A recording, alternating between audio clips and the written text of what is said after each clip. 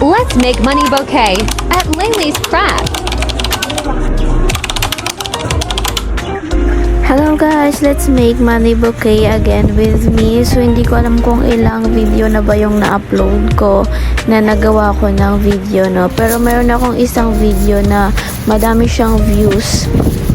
500 bill ata yun. So umabot siya ng 18,000 views. So ngayon naman is gagawa naman tayo ng 50 peso bill.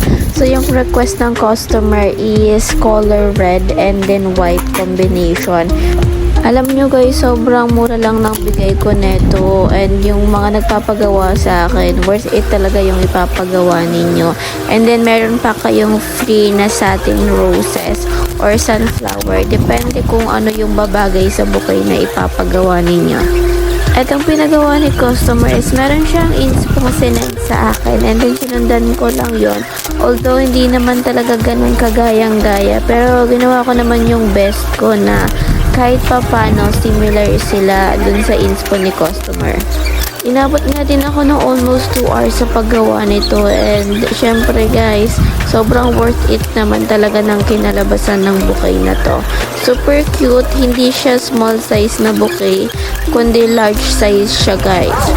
Nagamit ko palang wrapper dito is nasa 6 pieces na wrapper. And then yung ibang nakat ko na mga dulo-dulo ng wrapper is ginamit ko na lang siya doon sa mermaid tail ng ating bouquet, since ayun yung nasa inspo ni customer.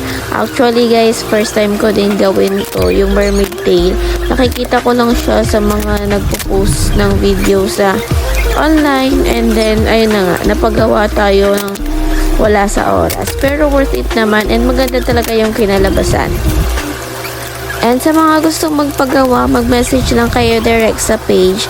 Ma-assist ko naman kayo since sa ngayon nakafocus talaga ako sa paggawa ng bouquet dahil nga din preggy ako, and ginagawa ko siya as a part-time.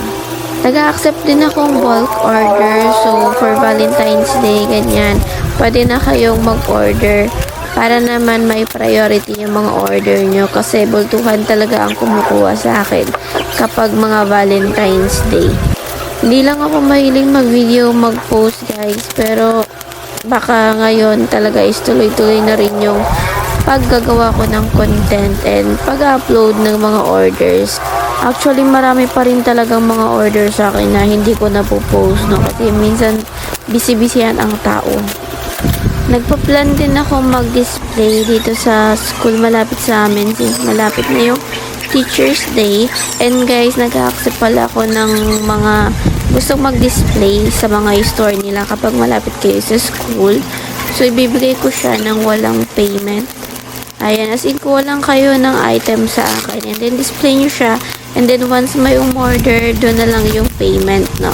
Para naman kapag hindi nabili, pwede nyo pa rin siyang ibalik sa akin, since mabebenta ko pa rin naman siya. Alam nyo guys, yung nagamit ko mermaid tail dyan is nasa 10 pieces ata. Pero yung iba dyan is excess lang, and yung isang red naman is mayroon lang kasing nakat na 1/4 na red, kaya ginawa ko na rin siya.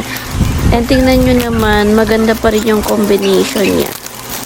Then after ko ilagay yan guys, nilagyan ko lang siya ng mesh, and then nilagyan ko rin siya ng ribbon para mas maganda pa rin tingnan yung bouquet natin. And then ayun lang siya guys. So kayang-kaya naman siyang gawin sa bahay, pero kapag kasi first time nyo siyang gagawin, medyo hassle talaga siya and time consuming. Ang pinagkaiba naman kapag pinagawa nyo siya is hindi na kayo makakahassle. Actually guys, ako pa nagpapalit ng cash na 50 pesos. Usually sa bangko ako nagpapapalit ng bill, pero dahil nga medyo na-rush ako, naganap na lang kami ng mapapalitan dito sa amin sa mga gasoline station, ganyan, para mabuo ko yung 20 pieces na 50 pesos. So, ayan lang. Thank you again for watching, and here's the result. Super ganda. Malaki ito guys. Para lang siyang maliit sa camera. And sa kay ma'am na umorder, thank you so much po. Kahit malayo kayo, umorder pa rin kayo. Bye!